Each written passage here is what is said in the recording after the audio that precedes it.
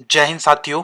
इस वीडियो में हम समझने का प्रयास करेंगे कुछ करंट अफेयर्स से रिलेटेड क्वेश्चंस को। और इस वीडियो में जैसा कि मैं आपके लिए मल्टीपल चॉइस क्वेश्चंस की फॉर्म में करंट अफेयर तैयार करके लाया हूं, तो इससे आपको फ्यूचर में जो होने वाले एग्जाम्स हैं उनमें काफ़ी हेल्प होने वाली है।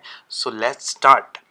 First question, which country did overnight attack targeted the Natanz nuclear enrichment facility, ballistic missile factories, and residences of Iran's top nuclear scientists and military chain of command? Hindi medium वालों के लिए, किस देश ने नतांज परमाणु संवर्धन सुविधा, बैलिस्टिक मिसाइल कारखानों और ईरान के शीर्ष परमाणु वैज्ञानिकों और सैन्य कमान श्रृंखला के आवासों को रात को निशाना बनाकर हमला किया? तो जैसा कि हम जानते हैं आजकल बहुत ही फेमस है, बहुत ही चर्चा है इस युद्ध की, जो है इज़राइल ईरान युद्ध। So right answer is A, Israel. तो चलिए इसे ज़रा डिटेल में समझते हैं। इज़राइल अटैक ऑन ईरान की हम बात करने जा रहे हैं। पश्चिम एशिया को सुरक्षा की खाई में धकेला जा रहा है। जो इज़राइल है, इज़राइल ने 13 जून 2025 को राइजिंग लाइन ऑपरेशन लॉन्च किया और इस ऑपरेशन में इसने ईरान के न्यूक्लियर जो ठिकाने हैं उन पर हमला किया। ये जो अटैक था ये ईरान के परमाणु प्रतिष्ठानों पर इज़राइल द्वारा उस समय जब वॉशिंगटन और तेहरान के बीच बातचीत चल रही थी, पूरी तरह से अवैध, लापरवाहीपूर्ण और खतरनाक कई विशेषज्ञों के द्वारा बताया गया है। ऐसा माना जा रहा है कि ये जो ईरान और यूएसए के बीच में एक बातचीत का जो समय था, अगर इज़राइल इस हमले को नहीं करता तो हो सकता है इसका कोई शांतिपूर्ण समाधान भी निकल सकता था। लेकिन क्योंकि इज़राइल ने एक हिंसात्मक रास्ता अपना लिया है, तो एक्चुअली ये जो एडिटोरियल है ये द हिंदू में प्रकाशित हुआ था। तो इस एडिटोरियल के अकॉर्डिंग, इस एडिटोरियल के व्यू ऑफ पॉइंट से मैं इस चीज़ को एक्सप्लेन कर रहा हूँ। तो एडिटोरियल में लिखा गया था कि अगर ये जो अटैक है, इस अटैक से पहले जो ईरान की शांतिपूर्ण बात करने का एक जो रास्ता था, इस अटैक के बाद वो रास्ता भी पूरी तरह से बंद हो गया है। अगर हम ईरान की बात करें तो 2015 में ईरान ने जो है बहुपक्षीय समझौते के तहत प्रतिबंधों को हटाने के बदले में अपने परमाणु कार्यक्रम को खत्म करने पर सहमति जताई थी। लेकिन जैसे ही ट्रंप सत्ता में आए तो ट्रंप ने इस समझौते को विफल कर दिया और ईरान और यूएसए के बीच में स्ट्रगल चलता रहा। और अभी जब ट्रंप अपने दूसरे कार्यकाल में वापस आए हैं तो इस बार ट्रंप ने कोशिश की बातचीत करने की, लेकिन ईरानियों ने इसे सिरे से खारिज कर दिया। ईरान जो है वो बैलिस्टिक मिसाइलों का प्रक्षेपण करता है। ऐसी संभावना जताई जा रही है कि अगर बैलिस्टिक मिसाइलों का प्रक्षेपण ईरान करता है तो ये युद्ध और ज़्यादा आगे बढ़ रहा है, जैसे कि हम अभी भी देख रहे हैं। और ये जो युद्ध है ये कहाँ से शुरू होता है? ईरान अपने यूरेनियम जो संवर्धन है, यूरेनियम का जो एनरिचमेंट है, उसको 60% लिमिट तक यूरेनियम एनरिचमेंट करना शुरू करता है। और ये जो सीमा है, ये जो सिविल पर्पसेस होते हैं, नागरिक उद्देश्य होते हैं, उसके लिए उपयुक्त स्तर से कहीं ज़्यादा है। यानी 60% अगर यूरेनियम का संवर्धन किया जा रहा है तो कहीं ना कहीं ईरान इस यूरेनियम का परमाणु हथियार बनाने के लिए इस्तेमाल करना चाहता है। इस आशंका को ध्यान में रखते हुए इजराइल ने ईरान पर अटैक कर दिया, जिसमें यूएसए पूरी तरह से इजराइल के साथ में खड़ा दिखाई दे रहा है। अगर हम हमास इजराइल वॉर की बात करें, जिससे ईरान इजराइल वॉर का जन्म होता है। तो इसकी शुरुआत भी होती है, जो हमास इज़राइल वॉर है, ये 7 अक्टूबर 2023 को शुरू होता है, जब हमास अपने बहुत सारे फ़िलिस्तीनी जो उग्रवादी समूह हैं, उनके साथ मिलकर के गाज़ा पट्टी पर आक्रमण करता है। और इसके बाद इज़राइल और हमास के बीच का कॉन्फ्लिक्ट शुरू हो जाता है। ये जो हमला था, ये 1948 के अरब इज़राइली युद्ध के बाद इज़राइली क्षेत्र पर पहला आक्रमण था। यानी 1948 के बाद इज़राइली क्षेत्र पर होने वाला पहला आक्रमण ये 2023 7 अक्टूबर का आक्रमण था। और एक खास बात यह है कि जिस दिन ये अटैक हुआ 7 अक्टूबर 2023 को, उस दिन जूइश हॉलिडे था, इज़राइली छुट्टी थी, यहूदी छुट्टी थी, जिसको सिमचत तोरा एक खास दिन होता है यहूदियों का, उस दिन की ये छुट्टी मना रहे थे। इसके बाद एडिटोरियल में आगे कहा गया है कि यह वैश्विक अर्थव्यवस्था के लिए विनाशकारी होगा, जो कि स्वाभाविक सी बात है कि जब भी कोई युद्ध होता है तो इसका सीधा सीधा असर जो है ग्लोबल सप्लाई चेन पर पड़ता है, बहुत सारे देशों के बीच में एक्सपोर्ट और इंपोर्ट पर पड़ता है। इसके अलावा जो हथियारों का एक प्रकार से अंधाधुंध होड़ मची हुई है हथियारों की, तो उसका भी युद्ध का असर उस पे भी पड़ता है। इससे होता ये है कि जो किसी भी देश की इकोनॉमी होती है, वो पूरी तरह से डगमगा जाती है। तो ऐसी सिचुएशन सामने आने की पूरी आशंका है, और डेफिनेटली ऐसी सिचुएशन आ रही है यदि इस युद्ध को रोका ना जाए।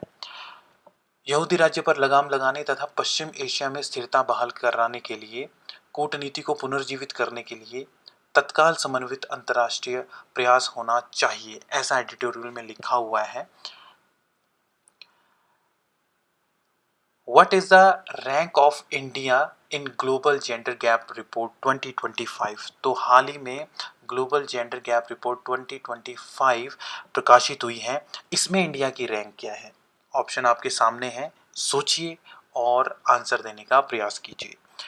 सही आंसर है 131।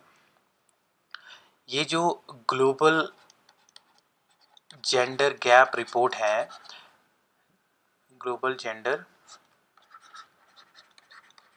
गैप रिपोर्ट, सबसे पहले तो ये विश्व आर्थिक मंच के द्वारा इसको हर साल रिलीज़ किया जाता है। वर्ल्ड इकोनॉमिक फोरम के द्वारा इसे रिलीज़ किया जाता है एवरी ईयर। और इस ग्लोबल जेंडर गैप रिपोर्ट 2025 की कुछ विशेषताएं जो हम दिखा रहे हैं, क्या क्या इसमें खास है। इसमें जो टॉप 5 कंट्रीज़ हैं उसके अंतर्गत जो आते हैं, आपका सबसे टॉप में है आइसलैंड, फिर फिनलैंड, फिर नॉर्वे, फिर यूनाइटेड किंगडम, फिर न्यूजीलैंड। यानी कि जो यूरोपीय देश हैं उन्हीं का बोलबाला है इसमें। और ये टॉप कंट्रीज़ हैं। अगर हम बात करें इंडिया एंड इट्स नेबर्स की, जो इसके पड़ोसी देश हैं, तो उसमें इंडिया की रैंक जो 131 है, और लास्ट ईयर ये जो रैंक थी ये थी 2024 में इट वाज 129। तो इस बार 2 रैंक का भारत को नुकसान उठाना पड़ा है। इसके बाद जो भूटान है, भूटान भारत से अच्छी सिचुएशन में है, नेपाल भारत से अच्छी सिचुएशन में है, और बांग्लादेश तो बहुत ही बेहतरीन सिचुएशन में है। हालांकि बांग्लादेश में क्या हो रहा है ये किसी से छिपा नहीं है। वहाँ पर एक प्रकार से जो सत्ता थी, लोकतांत्रिक सरकार थी, उसका तख्ता पलट कर दिया गया है, सैन्य शासन वहाँ पर चल रहा है। और बांग्लादेश में किस प्रकार का माहौल है ये सब जानते हैं। लेकिन फिर भी ग्लोबल जेंडर गैप रिपोर्ट के हिसाब से अगर देखा जाए, क्योंकि बांग्लादेश की जो प्रधानमंत्री थी शेख हसीना,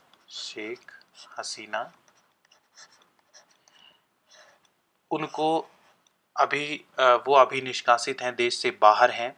लेकिन इसके बाद भी ग्लोबल जेंडर गैप रिपोर्ट 2025 में बांग्लादेश को 24th प्लेस मिला है। तो बधाई का पात्र है बांग्लादेश इस मामले में तो कम से कम। MV van Hey, 503 flagged container ship that had caught fire off the Kerala coast on June 9 belongs to which country? तो एक जो है कंटेनर शिप है जिसका नाम है MV1 हे 503।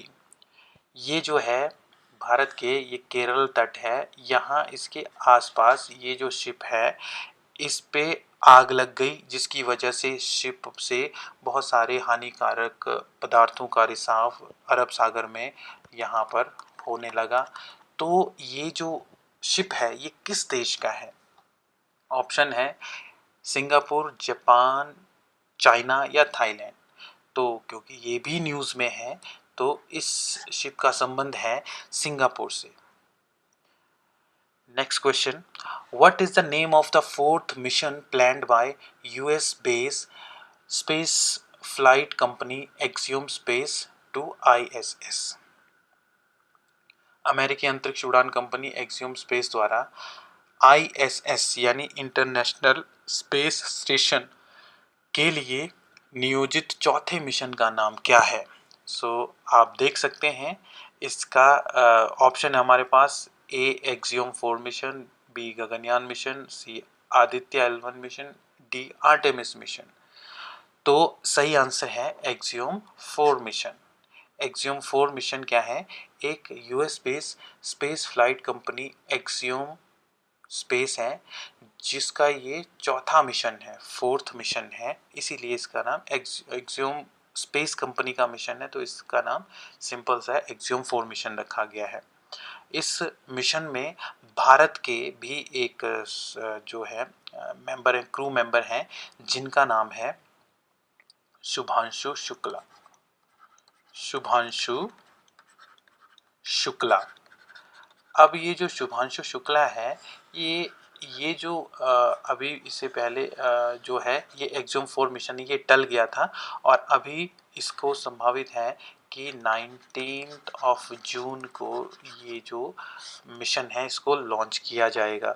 तो ये भारत का जो इसरो है, भारत का स्पेस ऑर्गेनाइजेशन जो है वो है इसरो।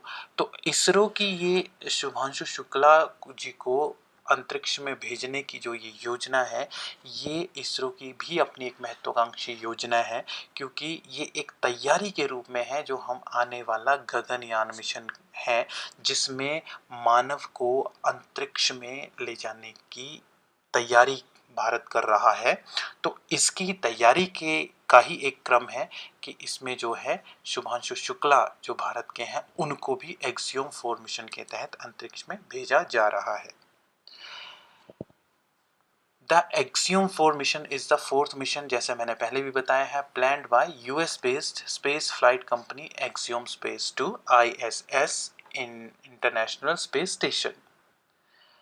और इसमें 4 लोगों का दल है जिसमें एक तो शुभांशु शुक्ला है जिनका संबंध भारत से, इसके अलावा पेगी विट्सन, स्लावोस उज़नान्स्की, विस्निएवस्की और टिबोर कापू, ये 4 लोग जो हैं ये एक्सियम 4 मिशन के जो उनकी क्रू मेंबर्स हैं उसमें शामिल हैं ये 4 लोग।